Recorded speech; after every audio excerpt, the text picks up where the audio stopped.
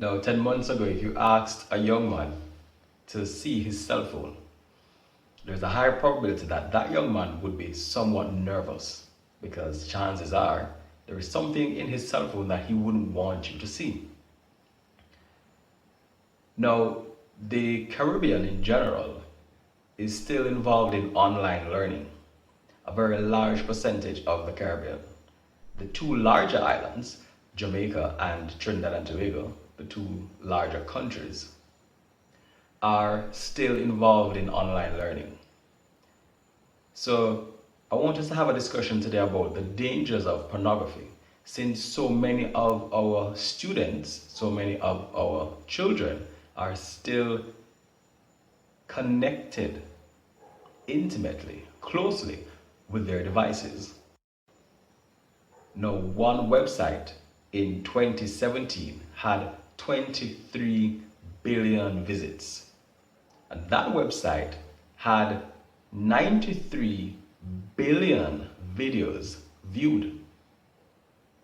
Now, some may ask, how on earth is this relevant to Trinidad and Tobago or Jamaica or the rest of the Caribbean? Well, the effects of pornography are certainly in the Caribbean.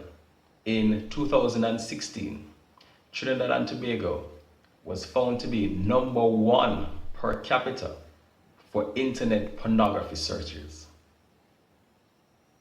And since then, they have been in the top 5. Now the question is, what happens when youth are exposed to pornography? Now, studies show that there are a number of side effects of using pornography, which includes the higher probability of children having an earlier first-time sexual experience. It also encourages risky behavior. Males are more likely to view women as objects, and we certainly have seen the negative effects of such kind of thought. There is also a lack of intimacy in relationships. In fact, if it is that they become hardcore users of pornography, then they become addicted. And in fact, studies show that in some instances, they have erectile dysfunction because of consistent pornography use.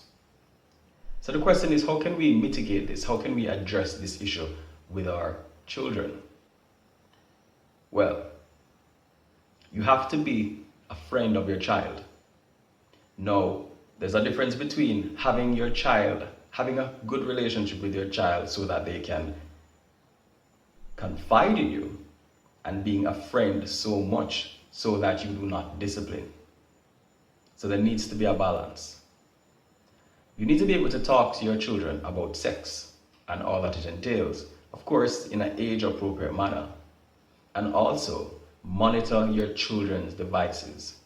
Have filters on your devices that can monitor their sites and limit the probability of them getting into sites that they have no business in. They're ours to protect and to guide. As always, be safe.